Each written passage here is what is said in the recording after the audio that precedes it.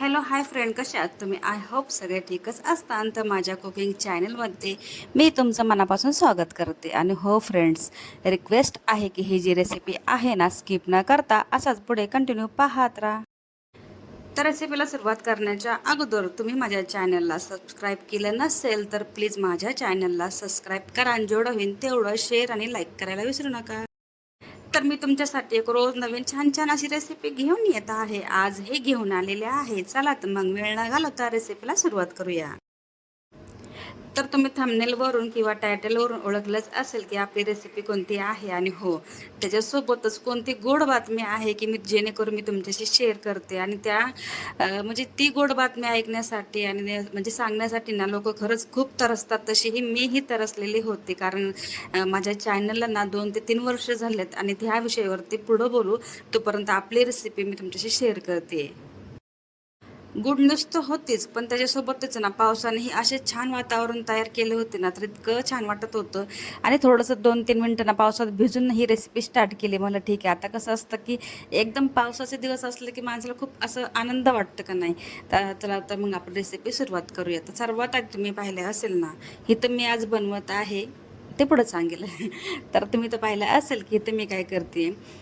जे 2 आंबे आहेत ना ते घेतले, त्याला स्वच्छ धुवून घेतलेत, पुसून घेतलेत. आता आपल्याला ह्याचं काय करायचं, वरची जी स्किन असते ना ती साईडला काढून घ्यायची, म्हणजे आतला आपल्याला पल हवा. तर आंब्याची ना पूर्ण असं पल काढून घेतला. त्याला काय करायचं, मिक्सरमध्ये ना एक प्युरी तयार करून घ्यायची आणि कशा प्रकारे केली तेही तुम्हाला दाखवलेलं आहे. तर आता आपण पुढच्या रेसिपीकडे वळूया. आता तुम्ही पाहिलं असेल इथं आपण प्युरी ते तयार करून घेतली, ते साईडला ठेवून दिले. आता आपल्याला लागणार आहे रवा.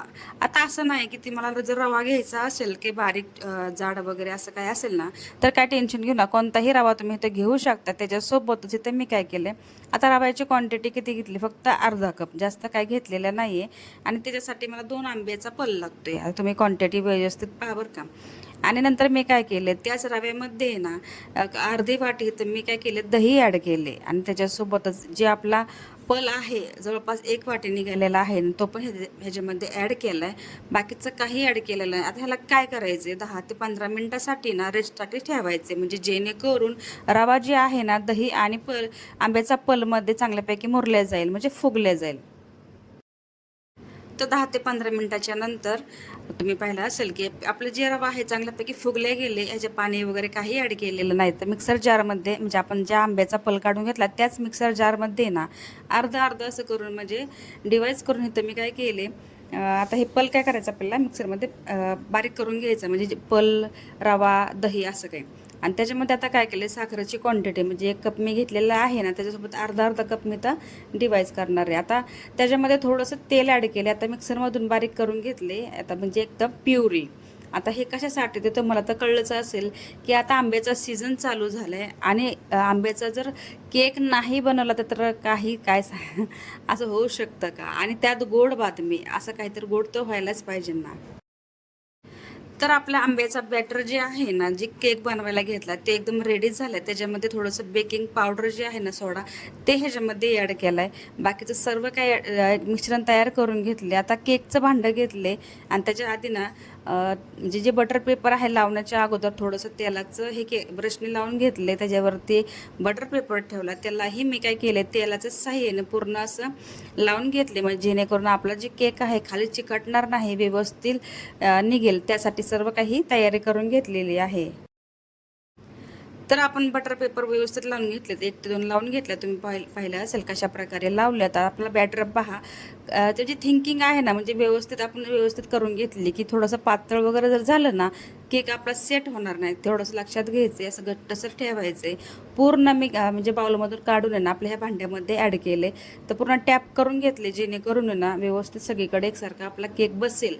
आणि ड्रायफ्रुट्स तुम्हाला जे हवे असेल ते तुम्ही टाकू शकता, म्हणजे टुटी फुटी वगैरे. पण मी तर काय केलं, काजू छोटे छोटे कट करून घेतले, ते बदाम मी तर कट करून घेतले, ते पिस्ता कट करून घेतले. आणि आपला केक तुम्ही पहा कशा प्रकारे दिसते.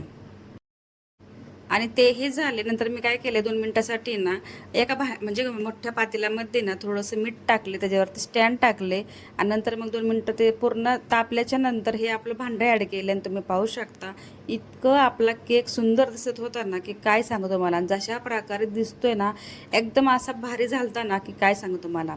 आणि सर्वात महत्त्वाची गोष्ट म्हणजे की माझं Google ॲडसेन्स पिन आलेलं आहे.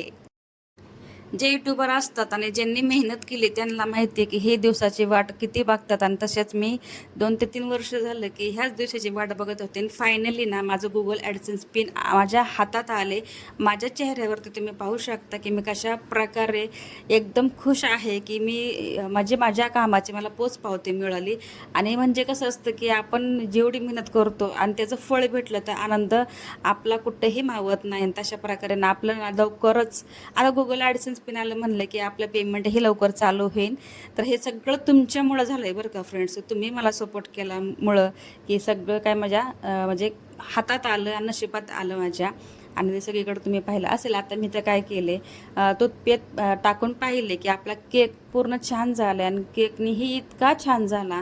म्हणजे लाईट वगैरे येत होती जात होती. पावसाचे दिवस म्हणजे चालूच आहे, म्हणजे आमच्याकडे पाऊस पडत होता ना तर लाईटीचा बी प्रॉब्लेम होता. पण तशा प्रकारे म्हणजे 2 ते 3 तास गेले माझे ह्या रेसिपीसाठी.